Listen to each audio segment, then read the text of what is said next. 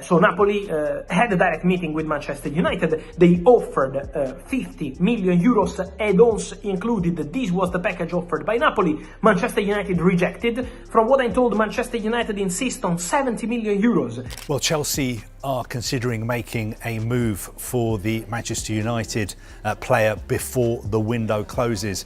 Alejandro Garnacho chooses Chelsea over Napoli, signaling Manchester United's desperation to cash in on one of their brightest young talents despite his inconsistent form under Amorim. They've been alerted to his potential availability, and he's a player they have been watching very closely. We're being told a move is possible this window or in the summer. Well, Napoli are very interested in buying the player. A couple of days ago, United's transfer negotiator Matt Hargreaves was in Naples for talks with Napoli. I think the issue is one of valuation. Garnacho reportedly favors a move to Chelsea over Napoli, as he appears increasingly likely to leave Manchester United in the coming weeks. Sources suggest that the Blues have initiated talks regarding the young winger's potential transfer, having made preliminary checks on his availability. Despite his undeniable talent, United seems ready to listen to offers for the 20-year-old forward, although they are not eager to part ways with one of their most promising assets. So I'm sure that if Chelsea decided that he was a player they wanted to sign, they could pick up the phone to Manchester United, see if he was available, and try and do a deal at the right price. At the heart of this potential departure is United's broader plans to overhaul their struggling squad under manager Ruben Amorim. The club's poor form this season has placed pressure on them to offload certain players before pursuing any major new acquisitions. Garnacho's future at Old Trafford has become a talking point as United looks to balance their finances and revamp their squad. His possible departure has generated significant interest from various clubs, with Chelsea now at the forefront of the race, especially after their interest grew stronger in the wake of several internal complications. But so far, Napoli have been unwilling to pay more than around £46 million for Garnacho. And our colleagues at Sky in Germany are reporting, and also Sky in Italy, saying that Napoli have now switched their attention to the Borussia Dortmund forward Karim Adeyemi. The winger's youth and raw talent make him one of United's most valuable players. Garnacho joined Manchester United as a teenager in 2020 from Atletico Madrid, a transfer that initially cost a modest compensation fee. His development since then has been impressive, with him establishing himself as a key figure in United's forward line. Despite his young age, Garnacho has quickly become one of United's most sellable assets, with his potential to command a sizable fee in the current transfer market. I think if it comes down to a choice between Chelsea and Napoli for him, there are lots of things for him to weigh up. Obviously, coming from Argentina, playing for Napoli, the fact that Diego Maradona used to play there, the stadium is named after him. Obviously, that is a big draw. While Chelsea has emerged as the front runner in this chase, United faces the possibility of stiff competition from Napoli, who have also expressed interest in the Argentine. However, Chelsea's willingness to act swiftly has positioned them as the club most likely to secure his services. That said, the Blues could face less competition from the Italian side if Napoli succeeds in their pursuit of Karim Adeyemi from Borussia Dortmund. This could clear the way for Chelsea to make a formal approach for Garnacho without having to contend with another potential suitor.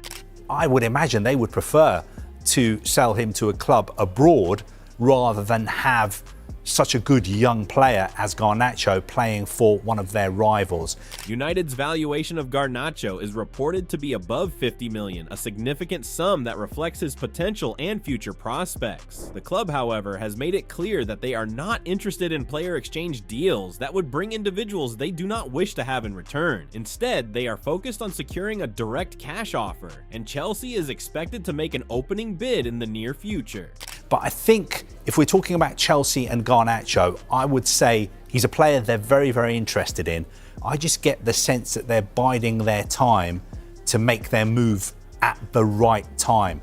Despite this, concerns over Garnacho's temperament have been raised in some quarters, casting doubt on his immediate integration into the Chelsea squad. Although the winger has displayed exceptional skill and flair, particularly in his ability to take on defenders, there are lingering questions about whether he could thrive in a more structured system like Chelsea's. The Blues' interest is, however, unwavering, with the club still willing to proceed with talks despite these reservations. Garnacho's playing style, which is based on direct dribbling and attacking runs down the wing, may not perfectly align with the tactical setup at Chelsea. However, his versatility and potential for development make him an appealing target for a team looking to bolster its attacking options, particularly on the left wing. Is one of several names in the list.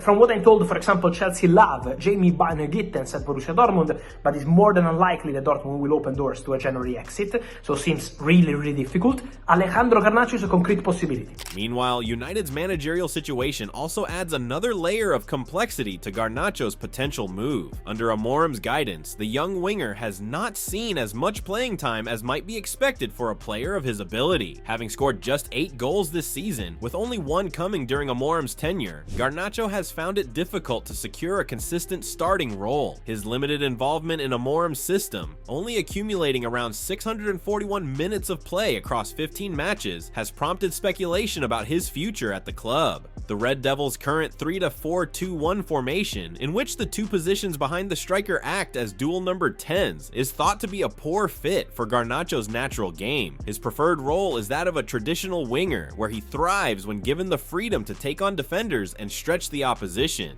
Sorry, I didn't say I was nervous. I said the team was nervous. I was frustrated. Frustrated is different from nervous. And if you say it's good for the players to see the coach frustrated, maybe not. But I didn't say I was nervous. You're saying your players are nervous. We are nervous. Yeah. As a team, because it's always we. Does that help the team, or to sort of put that thought into their head? No. I'm saying the obviously. If you want, I can be delusional and say different things. Right. I say it as I saw it, and I said to the players, and I said to you, I think it's a good thing to be really honest with you. If you want me to say different things, you saw one thing, I saw one thing, and I tell you a different thing, I can start to do it. It's easier for me. But what I'm saying is that, and they know. And you can understand the game. If you are in the stadium, you can understand. So let's face it and work on it. But I'm not nervous. I'm frustrated.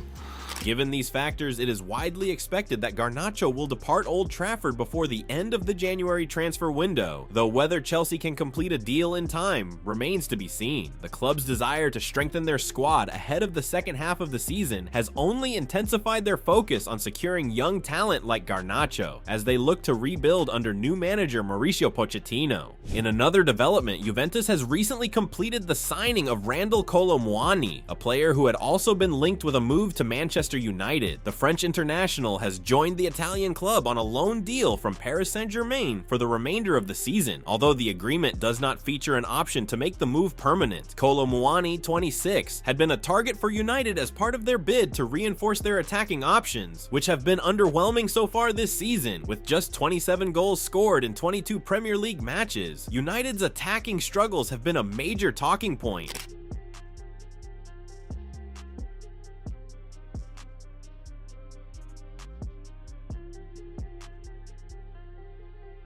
Kolo Muani's move to Juventus comes after United had considered him in the summer of 2023, following an outstanding season at Eintracht Frankfurt. The French striker had netted 23 goals and provided 17 assists in 46 appearances for the Bundesliga club, showcasing his ability to be a dynamic force in front of goal. However, United ultimately decided to sign Rasmus Højlund from Atalanta instead, and Kolo Muani made the switch to PSG in a deal worth $64.2 million. His time at PSG, however, has not been as fruitful as expected, with the forward only managing 11 goals in 54 appearances for the Parisians. His struggles at PSG have made his loan move to Juventus a chance for him to revive his career and prove himself in a new league. Despite Kolo Muani's struggles in Paris, United's continued need for a reliable striker has been apparent throughout the season. With the club's struggles in front of goal, there has been growing pressure on the management to bring in a new forward, especially as the transfer window inches closer closer to its end. With Kolo Muani now off the table, United will need to reassess their options and possibly turn to alternative targets to address their attacking issues. Elsewhere, a significant transfer move involving another English player has caught the attention of football fans. Kyle Walker, the experienced right-back who has enjoyed tremendous success at Manchester City, is set to join AC Milan on loan for the remainder of the season. The deal, which includes an option to buy, will see Walker leave City after a storied career in which he won numerous trophies, including 6 Premier League titles and the Champions League. Finally completed the deal for Manchester City captain Kyle Walker to leave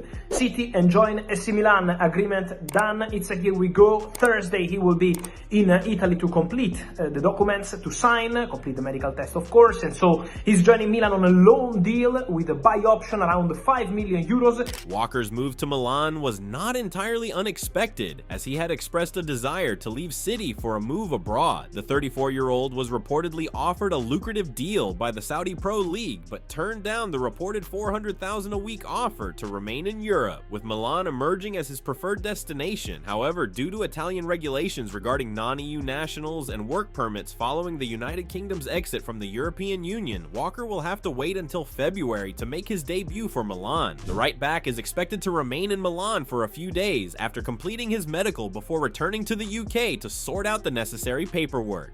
Milan will cover his salary till the end of the season, and then if they activate the buy option clause in the summer, he will sign a 2.5-year deal at AC Milan, so valid until June 2027. As the winter transfer window continues to unfold, Garnacho's potential move to Chelsea, Kolo Muani's loan to Juventus, and Walker's impending debut for Milan represent just a few of the significant developments in the world of football. So what are your thoughts about this? Do let us know in the comment section below. If you enjoyed this video, make sure to subscribe and check out some of our other videos on the screen right now.